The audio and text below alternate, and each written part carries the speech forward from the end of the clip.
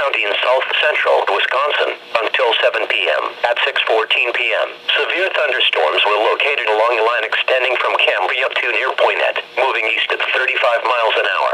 Hazard, 60 miles an hour wind gusts and quarter-size hail. Source, trained weather spotters. Impact, hail damage to vehicles is expected. Expect wind damage to roofs, siding and trees.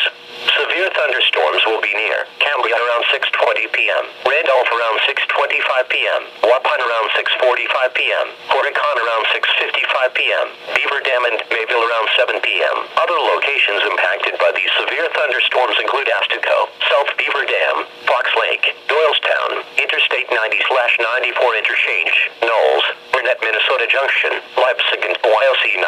For your protection, move to an interior room on the lowest floor of the building.